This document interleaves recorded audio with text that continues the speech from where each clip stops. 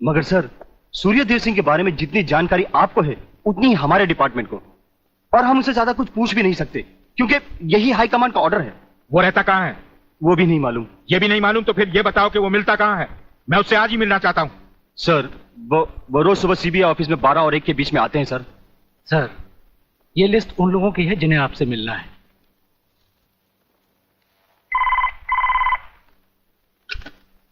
Sir, मंत्री जी आपसे मिलना चाहते हैं। टंडेल का नाम है क्या इसमें? जी नहीं सर।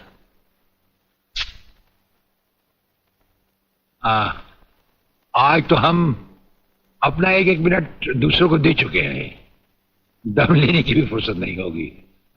ऐसा करो, मंत्री जी को कल दोपहर के बाद की कोई भी अपॉइंटमेंट दे दो। Okay sir. Sir, you can't meet him today. अरे अंग्रेजी को मारो गोली और हिंदी में समझो। इस राज्य के मंत्री से मिलने के लिए उसके पास वक्त नहीं है।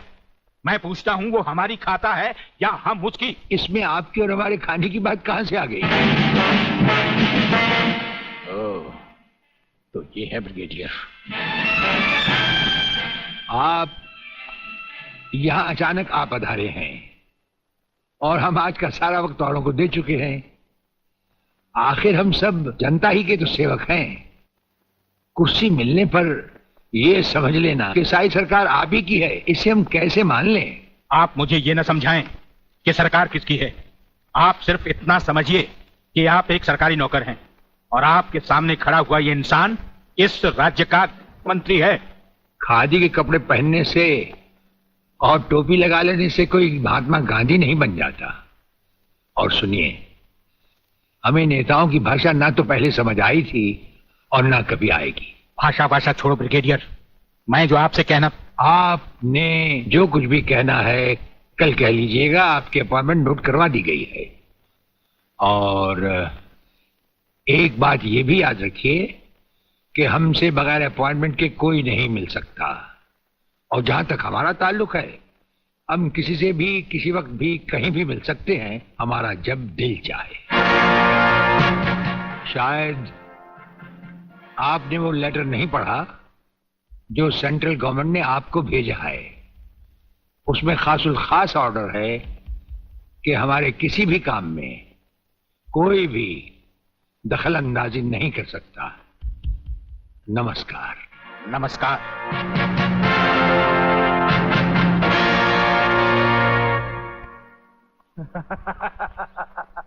रियली?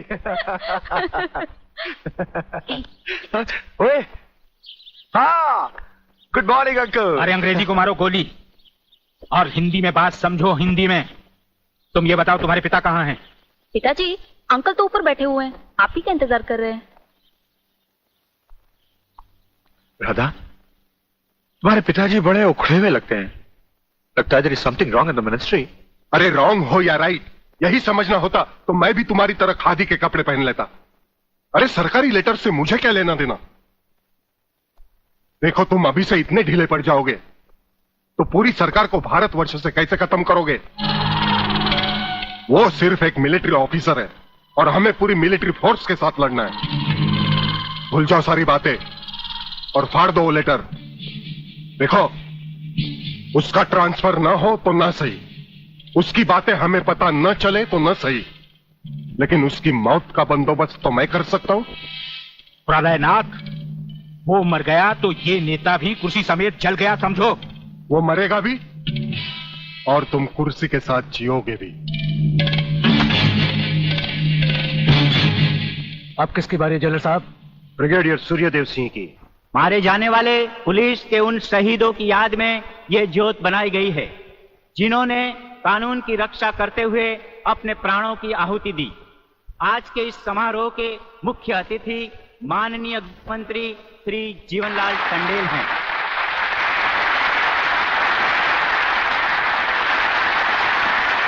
और इस ज्योत का उद्घाटन एक महान योद्धा, परमवीर चक्र विजेता ब्रिगेडियर सूर्यदेव सिंह के हाथों से होगा।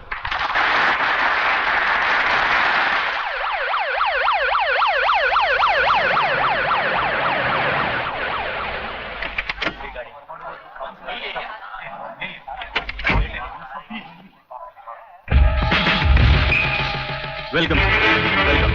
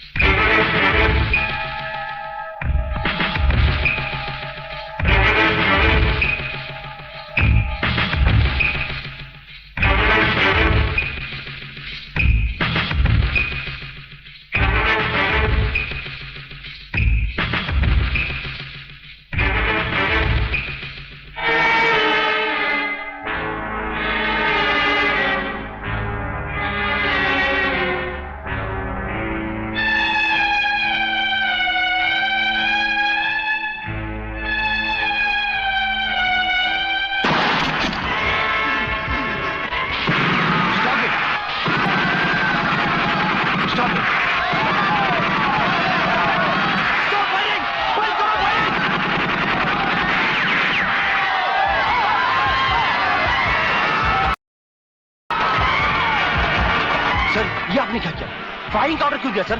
आपकी एक गलती से कितनी जाने गई, इसका जवाब कौन देगा ब्रिगेडियर साहब?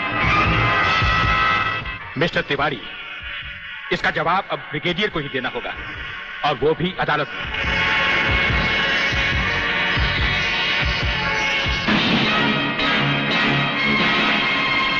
योर ऑनर, शहीद स्मारक पर हुए गोलीकांड के जिम्मेदार ब्रिगेडियर सूर्यदेव सिंह ही हैं। इन्हीं के कहने पर गोली चलाई गई, जिसमें कई बेगुनाह लोग मारे गए। अब मैं अदालत के सामने कुछ ऐसे गवाह पेश करूंगा जो इस हादसे को साबित कर देंगे।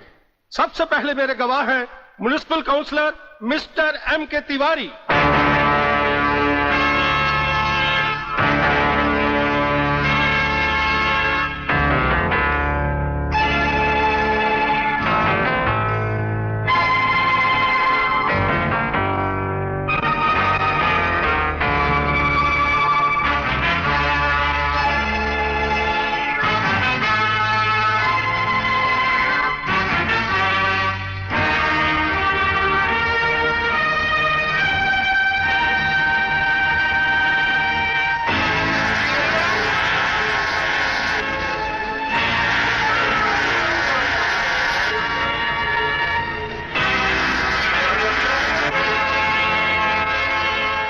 योर ऑनर, अब हमारा आखिरी एक ऐसा चश्मदीद गवाह है जिसकी सच्चाई पर कोई शक नहीं कर सकता, और वो है इंस्पेक्टर शिवाजीराव वागले।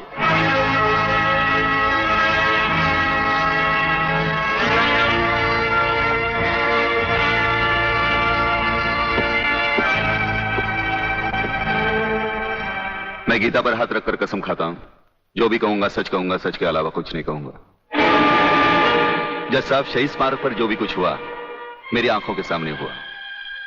मुझे इस बात का ताज्जुब है और अफसोस भी है कि ब्रिगेडियर सूर्यदेव सिंह जैसे जिम्मेदार और सुलझे हुए अफसर ने ऐसा कदम क्यों उठाया जिससे निर्दोष लोग मारे गए। इस हत्याकांड के जिम्मेदार ब्रिगेडियर सूर्यदेव सिंह ही हैं।